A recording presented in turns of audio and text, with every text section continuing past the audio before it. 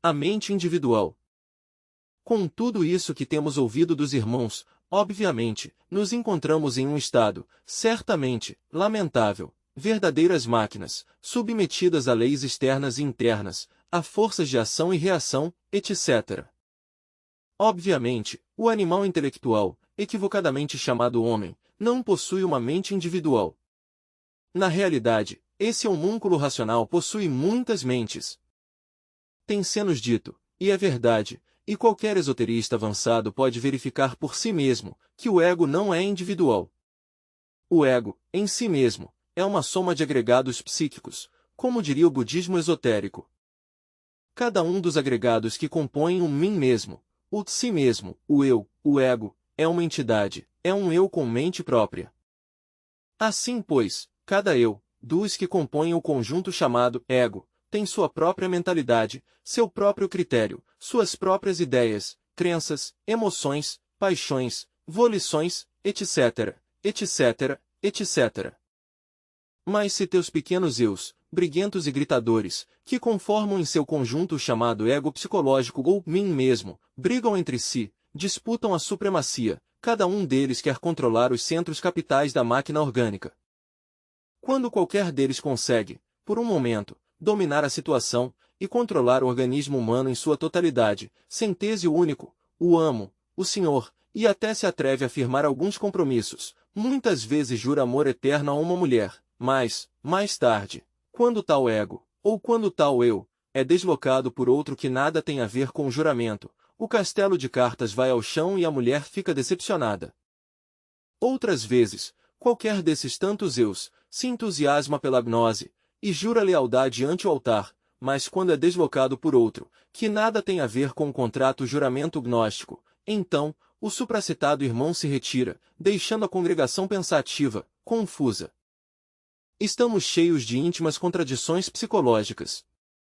Se pudéssemos nos ver ante um espelho, de corpo inteiro, tal como somos, sentiríamos vergonha de nós mesmos.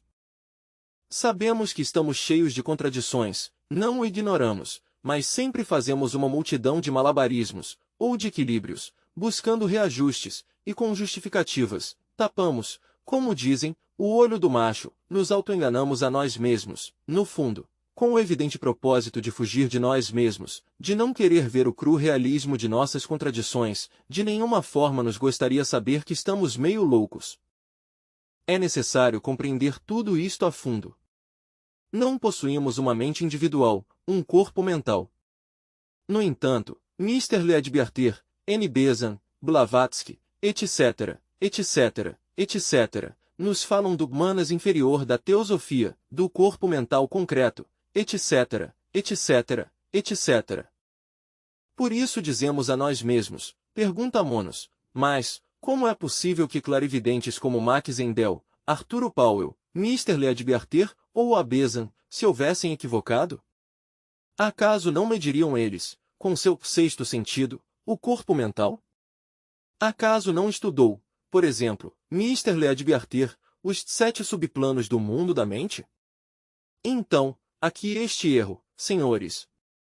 Ou é que nós queremos desautorizar, ou desqualificar os investigadores esoteristas, ou pseudoesoteristas? E se são clarividentes, por que se equivocaram? Cada uma dessas perguntas é enigmática. No entanto, eu os convido a vocês à reflexão.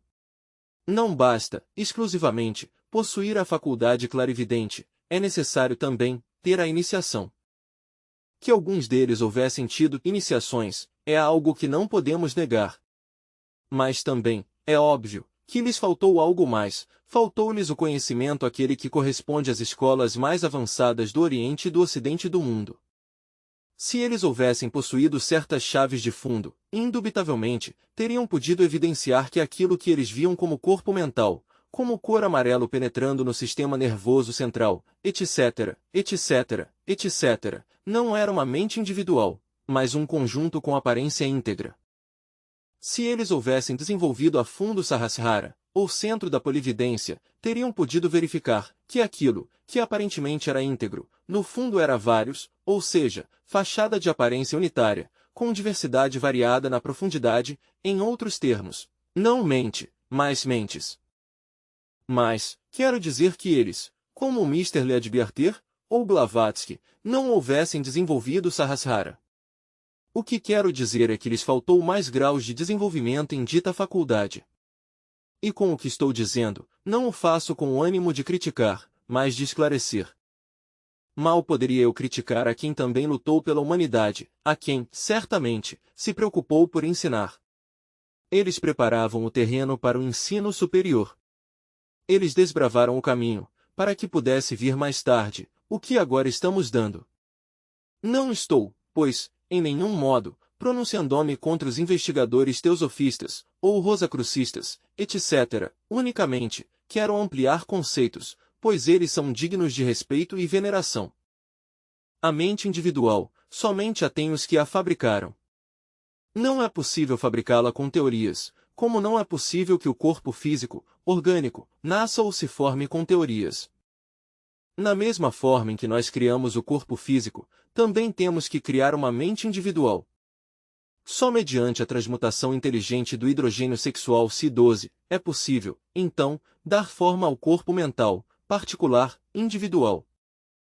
E só alguém que possui a mente individual, está devidamente preparado para o conhecimento superior, objetivo.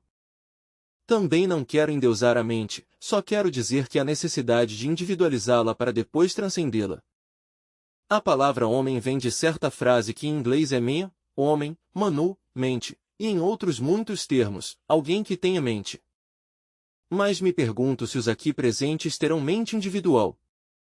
Vejo que tem um grupo de mentes, mas não mente individual, ou seja, alcançamos a estadia do animal racional, do homúnculo intelectivo, mas não a estatura do homem. Isso já é diferente. Agora, a mente não é a última palavra. Mas, sim, é importante saber que nós estamos cheios de contradições, porque não possuímos mente individual. Que há que transcendê-la. É verdade. Que não pode levar-nos ela, à iluminação? É certo. Mas, é um instrumento de manifestação, de todas as maneiras, no mundo das causas. O real, é o que está além da mente, isso é óbvio, mas antes de tudo há que tê-la, para logo transcendê-la. Não podemos subir ao último degrau sem haver pisado os primeiros degraus. O ser humano, repito, está cheio das mais diversas contradições. Hoje pensa uma coisa, amanhã pensa outra, porque o ego é variedade. O mim mesmo é montão, é legião. Tomar consciência de nossos próprios erros resulta cardinal, indispensável, se é que em verdade aspiramos à autorrealização íntima do ser. Mas, isto de tomar consciência de nossos próprios erros não é tão fácil. Às vezes, passamos muitos anos lutando para conseguir tomar consciência de alguma verdade.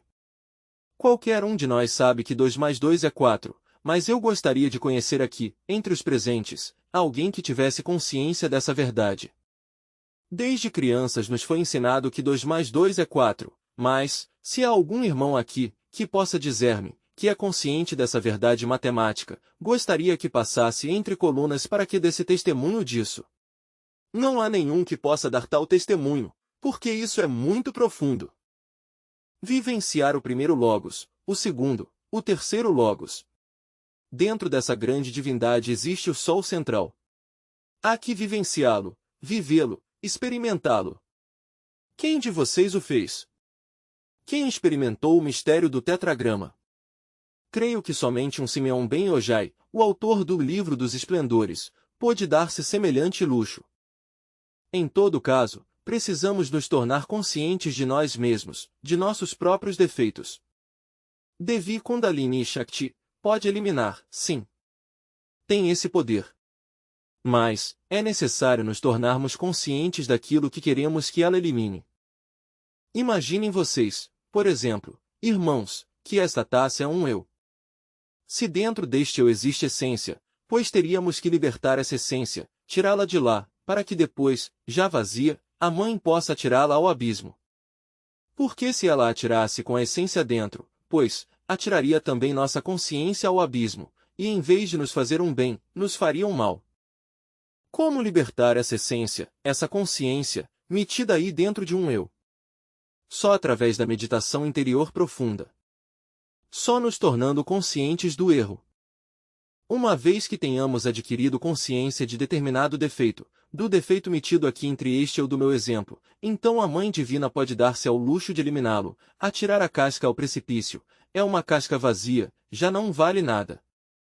A parte mais difícil está em nos tornarmos conscientes de nossos próprios erros. Aparentemente é fácil, mas quão difícil no fundo! Quão trabalhoso! Estabelecer leis é vital. Elas existem. Mas em nós devemos chegar a esclarecê-las. A repetição de um mesmo fenômeno nos permite estabelecer uma lei. Assim é em tudo. Se um mesmo fenômeno psicológico se repete sempre em nós, então podemos estabelecer uma lei. Conhecida essa lei, há que agir de acordo com ela. É claro. Assim, pois, há que ir conhecendo uma multidão de leis que existem em tudo. Conhecendo-as, agir de acordo com elas. Na vida há 3 tipos de ação. Primeiro, ações que são o produto do acidente, ou simplesmente que correspondem à lei dos acidentes. Segundo, ações que são o resultado do karma. Terceiro, ações produzidas pela vontade consciente. Estas são verdadeiramente próprias dos iniciados, dos mestres, daqueles que já possuem vontade individual consciente. Inquestionavelmente, não podemos jogar toda a culpa no karma. Como lhes digo, a lei dos acidentes existe. Se não somos prudentes, por exemplo, pode ser que um automóvel acabe conosco na rua, e isso não é resultado do karma. Se nos excedemos na comida, como não é o mais indicado, obviamente podemos adoecer, o karma não é culpado disso. Se tomamos algumas taças, e nos embriagamos, disso não é o karma responsável, somos nós mesmos, que nos dedicamos à bebida. Se ferimos, podem nos ferir, se insultamos, pois nos insultam. Assim, pois, meus caros irmãos, distingais entre o que é a lei dos acidentes e a lei do karma. Há ações do karma. Indubitavelmente, ele regula nossas vidas. Mas, não devemos protestar jamais contra o karma. Há coisas que nós gostaríamos que fossem de determinada maneira, e não são como nós gostaríamos que fossem. Então protestamos contra o karma, em vez de agradecer o karma. Realmente, o karma é uma medicina, meus caros irmãos. Extraordinária medicina. Uma medicina com a qual se nos quer curar. Por que protestamos contra a medicina? Insensato é o enfermo que protesta contra o remédio que se lhe está dando. Se esse remédio está chamado a nos curar, por que protestamos contra o remédio? Bendito o homem a quem Deus castiga. Obviamente, o Criador quer nos sanear e a medicina se chama karma. Quando já não temos remédio, quando já nem a medicina nos serve, quando nos temos tornado tão cínicos que nem isso pode verdadeiramente curar-nos, obviamente devemos entrar na evolução submersa nos mundos infernos. Lá concluímos com a morte segunda. Como está escrito nos evangelhos, é claro, a aniquilação dos egos. A essência é outra coisa, ela escapa do precipício para recomeçar uma nova jornada evolutiva. Assim, pois, cinismo é a última palavra dos perdidos. O cínico, a quem já não vale a medicina, é um caso perdido. Obviamente não pode seguir existindo, marchou para sua destruição final e já ninguém pode detê-lo. Sua involução se precipita espantosamente até o centro de gravidade da Terra, onde pó se torna. Mas, enquanto a medicina do karma possa corrigir, há possibilidades. O que devemos é cooperar com o inevitável, isso é óbvio. Mas sempre nós protestamos, não gostamos de cooperar. Que o karma é doloroso. Sim, é. Mas é inútil protestar, melhor é cooperar com essa dor e tirar dela o melhor proveito. No aparentemente difícil estão as melhores oportunidades. Nós devemos tirar, digamos, vantagem das mais graves adversidades. Devemos aprender a extrair do karma o melhor. E em lugar de protestar por nossas amarguras, ajoelhar-mos agradecidos ante o Pai, que com seu remédio doloroso, ainda que seja, mas, nos está saneando, nos está curando, está tratando de eliminar nossos erros, para bem nosso, assim é. Há situações tão difíceis, tão embaraçosas, que não vemos um lugar de escape, de saída, gostaríamos de nos evadir para um mundo melhor, gostaríamos de mudar de ambiente, situar-nos em outra dimensão, situar-nos em outro lugar e com outra gente, mas tudo isso é absurdo. Isso é como um enfermo que quer fugir da clínica onde o estão curando, ou como um menino tolo que vai matar aula, que se vai da escola, ou que protesta contra seus professores. Nós, no fundo, às vezes somos, certamente, um pouco lentos na compreensão. Quando as coisas se põem difíceis, devemos intensificar o estado de alerta percepção, alerta novidade, e extrair dessas dificuldades o melhor. Aprender com elas, consciência, o que com elas se nos quer ensinar. Assim, pois, meus caros irmãos, não protestem, aprendam. Não busquem evasivas, compreendam. Não fujam, entendam. Esse é o caminho reto. Sai do intrincado labirinto do karma, mas sai. E nos leva, é claro, aonde nos deve levar. Nós estamos aqui por algo e para algo, isso é óbvio. As pessoas se lembram de Deus quando se encontram uma grande amargura, mas, quando estão bem, quando não lhes falta pão, abrigo e refúgio, quando se deleitam entre seus leitos de prazeres, ou na orgia, quando levantam a taça de fino bacará.